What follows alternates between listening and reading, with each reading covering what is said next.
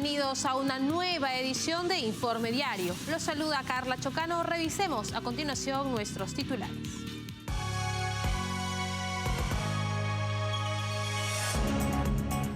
Un informe de Noticias Caracol reveló que el régimen de Nicolás Maduro habría utilizado al Tren de Aragua y al ELN para buscar y capturar opositores a la dictadura chavista en Chile y Colombia.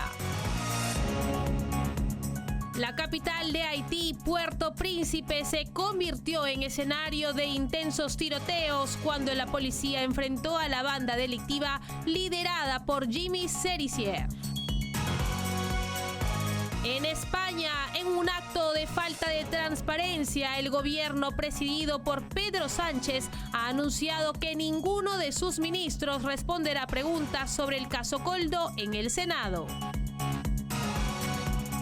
En Turquía se realizaron elecciones locales donde la oposición logró importante victoria sobre el partido AK, liderado por el presidente Recep Tayyip Erdogan, en ciudades clave como Estambul y Ankara.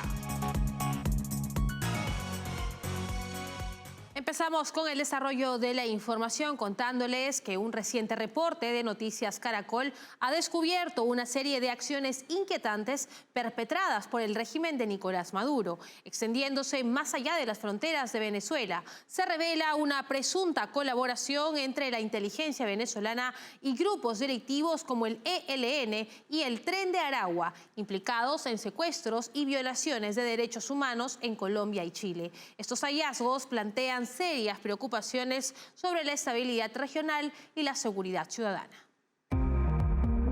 Un informe periodístico de Noticias Caracol ha puesto al descubierto una serie de acciones preocupantes perpetradas por el régimen de Nicolás Maduro, que van más allá de las fronteras de Venezuela.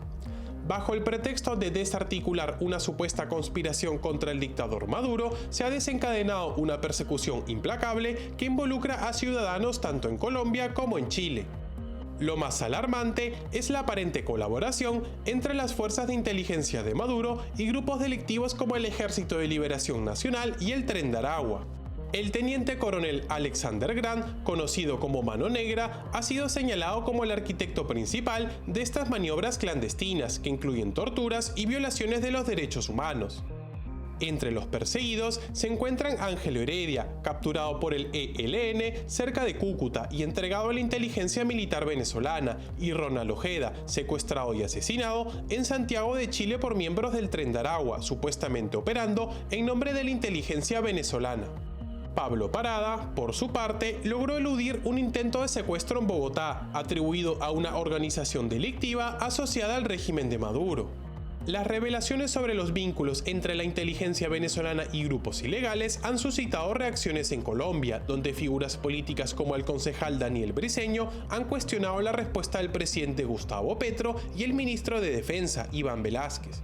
Estas revelaciones evidencian la gravedad de la situación en Venezuela y la amenaza que representa el régimen de Maduro para la estabilidad regional, y también demuestra que Nicolás Maduro es capaz de pactar con grupos delictivos con el objetivo de secuestrar e incluso asesinar a opositores a su gobierno.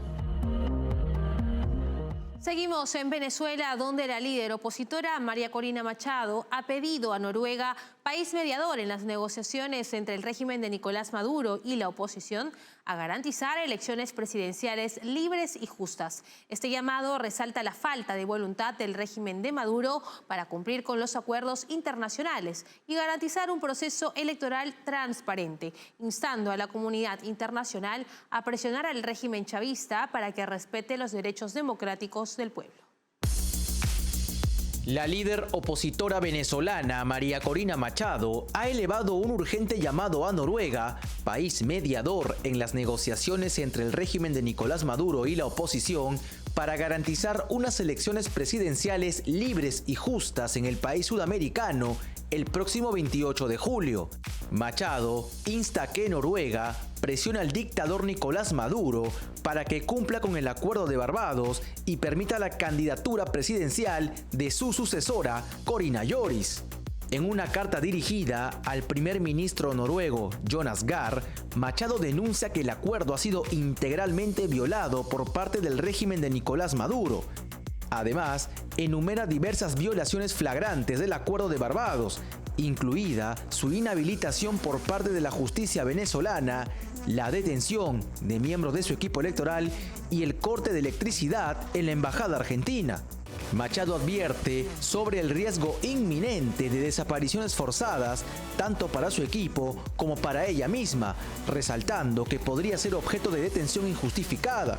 También subraya el compromiso del pueblo venezolano para asegurar la candidatura de Corina Yoris o la suya propia, con un fuerte respaldo internacional. Este llamado urgente resalta la continua falta de voluntad del régimen de Maduro para cumplir con los acuerdos internacionales y garantizar un proceso electoral transparente. La comunidad internacional debe tomar medidas firmes para presionar al régimen venezolano a cumplir con sus compromisos y respetar los derechos democráticos del pueblo del país sudamericano. Y el lunes, la capital haitiana, Puerto Príncipe, se convirtió en escenario de intensos tiroteos cuando la policía enfrentó a una banda delictiva cerca del Palacio Nacional. Los miembros de la coalición Vivir Juntos, liderada por Jimmy Cherizier, lograron incendiar un vehículo blindado de la Policía Nacional en las cercanías del Palacio. Estas bandas, que controlan aproximadamente el 90% de la capital, habían amenazado con tomar el palacio, un objetivo que ya habían intentado sin éxito en marzo. El enfrentamiento dejó a decenas de personas atrapadas por los disparos en el centro de la ciudad, mientras que otros lograron huir. Un testigo, que prefirió mantenerse en el anonimato por temor a represalias, relató haber estado atrapado durante 5 horas hasta ser rescatado por la policía. Este episodio se produce más de un mes después de que bandas armadas comenzaron a atacar infraestructuras clave del gobierno, incendiando comisarías de policía, atacando el principal aeropuerto internacional que permanece cerrado y asaltando las 2 mayores prisiones del país, liberando a más de 4.000 reclusos. Según la ONU, hasta el 22 de marzo, al menos 1.554 personas han perdido la vida y otras 826 han resultado heridas como resultado de la violencia en Haití. Mientras tanto, el país espera la implementación del Consejo Presidencial de Transición, que debe elegir un nuevo primer ministro y allanar el camino para la celebración de elecciones presidenciales. El primer ministro actual, Ariel Henry, quien se encuentra fuera del país, anunció que dejará el poder una vez que esta institución esté en funcionamiento. Nos vamos a Ecuador, donde el presidente Daniel Noboa reafirmó el compromiso del gobierno en la lucha contra la delincuencia y el crimen organizado, indicando que no van a parar de hacer su trabajo pese a las amenazas constantes que recibe. Agregó que la prioridad de su administración es devolverle la dignidad a Ecuador, enfocándose en acciones concretas para combatir la criminalidad. Lo que estamos haciendo hoy es una muestra de la lucha real contra el narcoterrorismo y contra estos grupos criminales que creen que a base del miedo y a base de amenazas nos van a amedrentar o vamos nosotros a parar de hacer nuestro trabajo. Nunca. Nunca vamos a parar de luchar por el bienestar de los ecuatorianos, nunca nos vamos a rendir, nunca vamos a ceder ante la delincuencia y ante el crimen organizado. Podrán seguir amenazándome todos los días si es que les da la regalada gana, yo no voy a parar. Y asimismo, esas amenazas van a ser devueltas con acciones contundentes. Nos queda 3 semanas para una consulta en la cual ya públicamente los grupos narcoterroristas han dicho que están totalmente en contra ellos de la extradición, están en contra de que haya presencia militar en las cárceles, están en contra de que las familias ecuatorianas tengan paz. Nosotros estamos a favor de devolverle la dignidad al Ecuador y no vamos a parar. Vamos a tener una victoria en la consulta y asimismo encaminar al país. Y esta vez nos vamos a Perú, donde la Fiscalía ordenó el allanamiento de la casa de la presidenta Dina Boluarte como parte de una investigación preliminar por enriquecimiento ilícito relacionado con el caso de unos relojes de lujo atribuidos a la jefa de Estado. La presidencia de Perú ha informado que el personal del Palacio de Gobierno brindó todas las facilidades necesarias a la Fiscalía durante el allanamiento con el objetivo de realizar registros e incautaciones. Durante la noche del 29 de marzo, la casa de la presidenta de Perú, Dina Boluarte, fue allanada por la policía y algunos fiscales, como parte de una investigación preliminar por enriquecimiento ilícito relacionado con el caso de unos relojes de lujo que se le atribuyen a la jefa de Estado, aunque no se ha revelado información sobre su origen. La Fiscalía de la Nación emitió la orden de allanamiento como parte de esta pesquisa, que se abrió el 18 de marzo. Los medios locales captaron en video cómo un grupo de agentes rompía la cerradura de la puerta principal de la vivienda de Boluarte en el distrito limeño de Surquillo, tras no recibir respuesta al llamar repetidamente. Según reportes de los medios peruanos, la presidenta no se encontraba en su domicilio en el momento del allanamiento, únicamente estaba presente uno de sus hijos. Posteriormente, llegó uno de los abogados de la mandataria. La presidencia de Perú ha informado que el personal de Palacio de Gobierno brindó todas las facilidades necesarias a la Fiscalía durante el allanamiento. Los fiscales llevaron a cabo la operación con el objetivo de realizar registros e incautaciones. Sin embargo, los allanamientos son solo parte de una investigación aún en curso y es una operación común por parte de la Fiscalía en Perú. Momento de ir a una breve pausa comercial. Regresamos enseguida con más. Café Sombra de Pino. Un café diferente que crece a la sombra de pinos en Villarrica. Ya lo saben, Café Sombra de Pino. Un café premium al alcance de todos.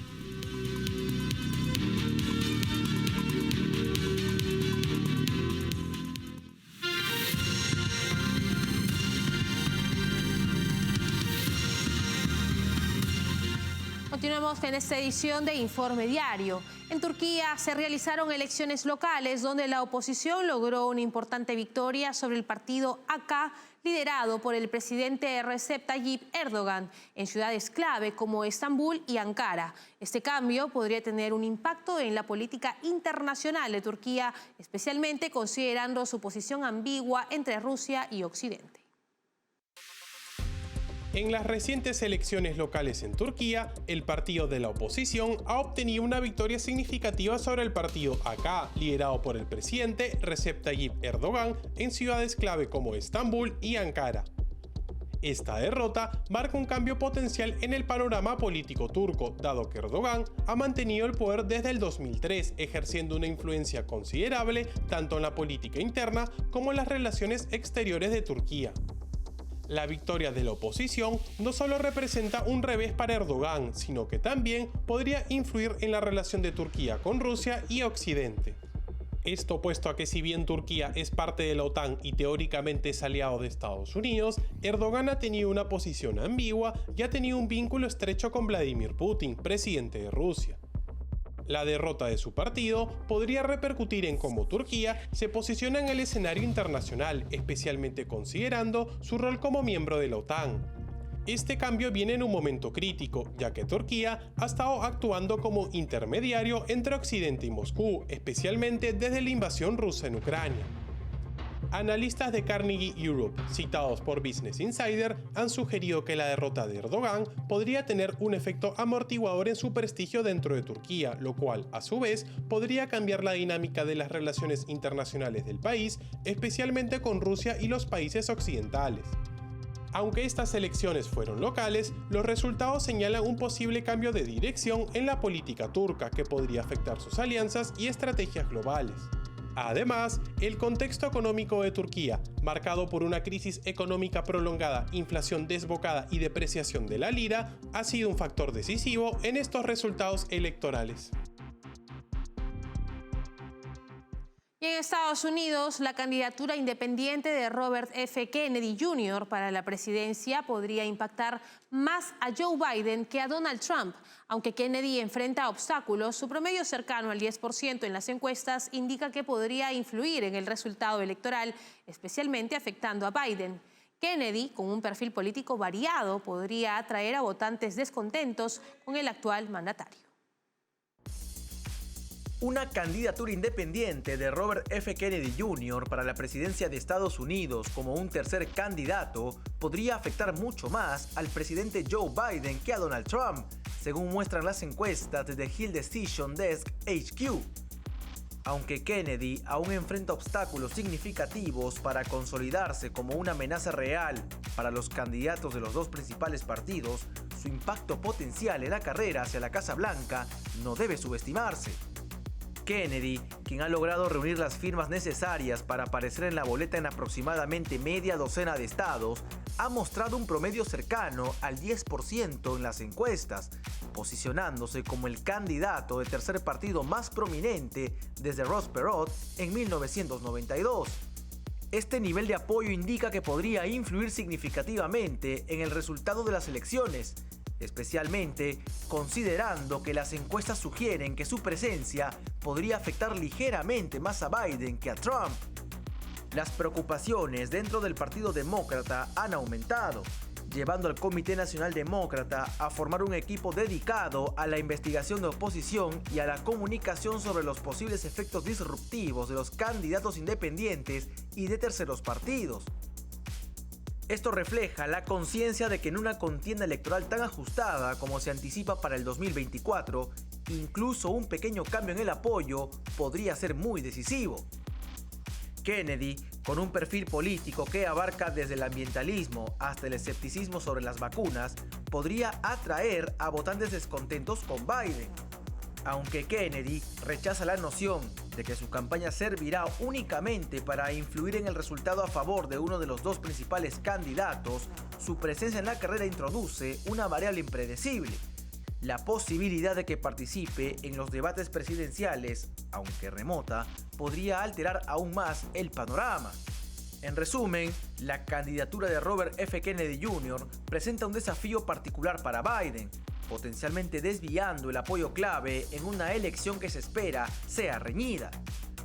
Aunque aún es temprano para determinar su impacto definitivo, los esfuerzos del Partido Demócrata para mitigar su influencia subrayan la seriedad con la que se toma esta amenaza potencial para el actual presidente.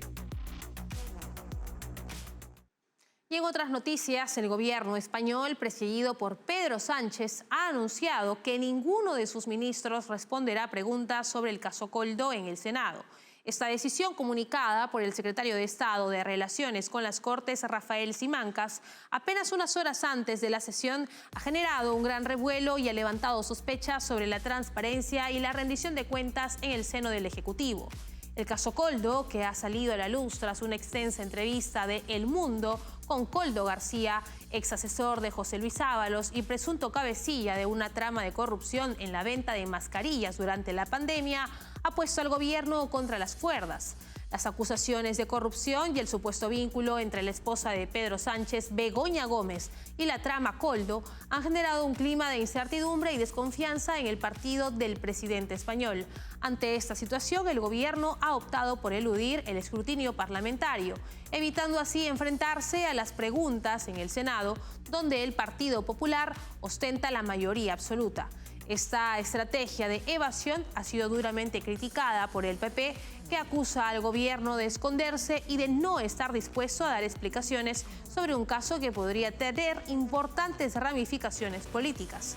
La negativa de Pedro Sánchez y su gobierno a responder a las preguntas sobre el caso Koldo es vista como un intento desesperado por evitar el escrutinio público y proteger a altos funcionarios del Ejecutivo de posibles consecuencias legales. Sin embargo, esto solo alimenta las sospechas y refuerza la percepción de que hay algo que el gobierno quiere ocultar.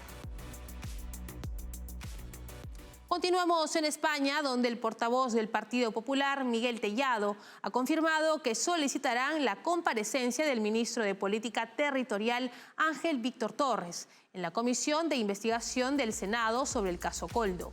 En una entrevista en RTV, Tellado indicó que la implicación de Torres en el polémico caso requiere explicaciones que aún no se han proporcionado.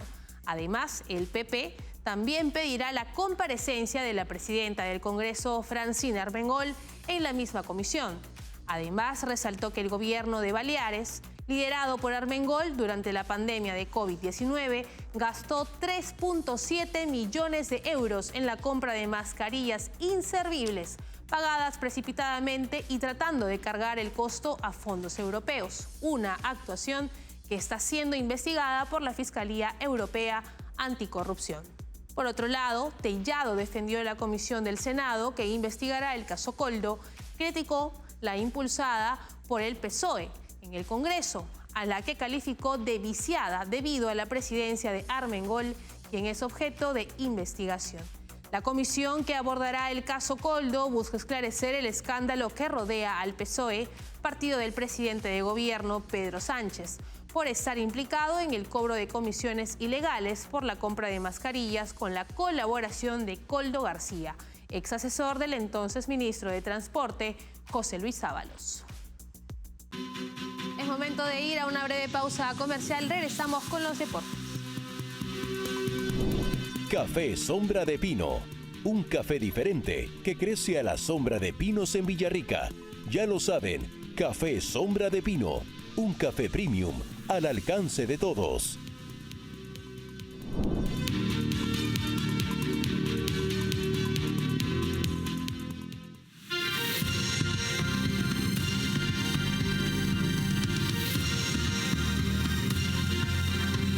Y es momento del bloque deportivo con Estefanía Álvarez.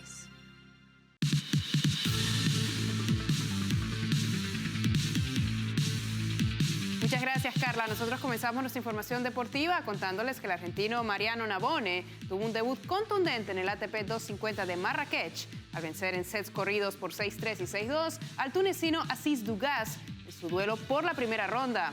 Este torneo marca su primera participación como cabeza de serie de un torneo ATP después de su destacada actuación en el Rio Open, donde llegó a la final y alcanzó el top 60 del ranking. El tenista argentino Mariano Navone enfrentó al tunecino Aziz Dugas, un jugador con experiencia en torneos Challenger, pero sin un gran impacto en el circuito Elite. Desde el inicio del partido, Navone mostró su dominio en el servicio, aunque Dugas también demostró solidez con su saque. Sin embargo, fue Navone quien logró la primera ruptura del partido con un gran juego de devolución, tomando una ventaja de 4-2 en el primer set y controlando el resultado para cerrarlo 6-3. En el segundo set, Navone continuó con su buen desempeño y logró una ruptura rápida para tomar la delantera con otro break a su favor. Amplió su ventaja 4-1, mientras que Dugas parecía no poder mantener el nivel que demostró al principio del partido. Finalmente, Navone selló su victoria con un convincente marcador de 6-2 en el segundo set, avanzando así a la siguiente ronda. La selección peruana de tiro con arco tuvo un destacado desempeño en el Campeonato Sudamericano, llevado a cabo del 25 de marzo al 1 de abril en Maricá, Brasil, al conquistar un total de 4 medallas, de las cuales 2 de ellas fueron de oro. La arquera Beatriz Aliaga fue una de las principales protagonistas en el Campeonato Sudamericano de tiro con arco al obtener 2 medallas de oro. La primera fue en la modalidad de equipo mixto arco compuesto, junto con Santiago Prado, tras derrotar a la escuadra brasileña por un marcador de 158 a 155 puntos. Su segunda medalla dorada la consiguió en la competencia individual de compuesto femenino, al vencer a Camila Arada de Brasil por un ajustado marcador de 140 a 138. Además de las medallas de oro, el equipo peruano también se destacó con 2 medallas de bronce. La primera fue en la categoría de equipo femenino arco compuesto, integrado por Natalie Hermosa, Beatriz Aliaga y Violeta Escobedo. La segunda medalla de bronce fue en la modalidad de equipo masculino arco compuesto, conformado por Marco Rey, Santiago Prado y Juan Pablo Ramos. La delegación peruana estuvo bajo la dirección del entrenador nacional Daniel Hilario, quien acompañó y guió al equipo durante todo el campeonato. Pasamos al fútbol porque en un partido crucial para las aspiraciones del Inter de Milán en la Serie A, Alexis Sánchez se convirtió en el héroe al sellar la victoria por 2-0 sobre el Empoli.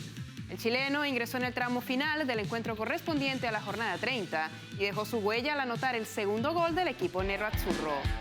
El Inter se acerca cada vez más al tan ansiado Scudetto en Italia, llegando a 79 puntos y sacando una ventaja de 14 puntos sobre su más cercano perseguidor, el AC Milan. La contribución de Alexis Sánchez fue crucial, ya que entró al terreno de juego a los 77 minutos y tan solo 4 minutos después encontró el gol que aseguró la victoria para su equipo. El primer gol del Inter lo había marcado Federico Di Marco con un espectacular remate de volea a los 5 minutos del encuentro. Tras la eliminación en los octavos de final de la Champions League ante el Atlético de Madrid, el Inter busca redimirse levantando el título de la Serie A. En esta victoria y la amplia ventaja en la tabla de posiciones, el objetivo está cada vez más cerca de materializarse, dejando al equipo en una posición privilegiada con 8 fechas por disputarse.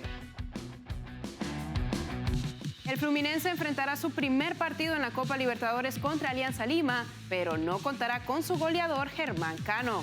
El delantero argentino, quien fue el máximo anotador de la edición 2023 del torneo continental, está en duda para el encuentro debido a un esguince que sufrió durante el partido de ida de la semifinal del Campeonato Carioca contra Flamengo. Cano no hará el viaje a Perú y continúa en Brasil la recuperación de su lesión, lo que representaría una baja significativa para el equipo en el aspecto ofensivo. Además de la ausencia de Cano, el entrenador tampoco podrá contar con John Kennedy y Diogo Barbosa, quienes fueron expulsados en la final de la Recopa Sudamericana contra Liga de Quito y deberán cumplir una fecha de suspensión en el debut de la Copa Libertadores. Germán Cano llegó al Fluminense en enero del 2022 y desde entonces ha sido una pieza clave en el equipo, acumulando 86 goles en 138 partidos y contribuyendo con 11 asistencias. Su destacada actuación fue fundamental en la conquista de la Copa Libertadores 2023, donde fue el máximo goleador del torneo con 13 tantos. A pesar de su brillante desempeño el año pasado, Cano también dejó una marca significativa en el tricolor durante la temporada 2022, donde fue el máximo goleador de Brasil, de la Copa de Brasil y del campeonato local. Y con esto llegamos al final de nuestra información deportiva, el Informe Diario. Café Sombra de Pino, un café diferente que crece a la sombra de pinos en Villarrica. Ya lo saben, Café Sombra de Pino, un café premium al alcance de todos.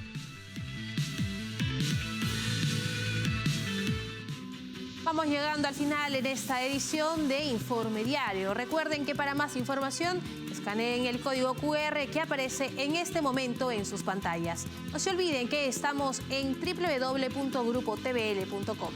Síguenos también en Twitch como TV Libertad. Escúchanos a través de Spotify como TVL en español y suscríbanse a nuestro canal de YouTube donde podrán encontrarnos como TVL en español. Nos vemos mañana. Permiso.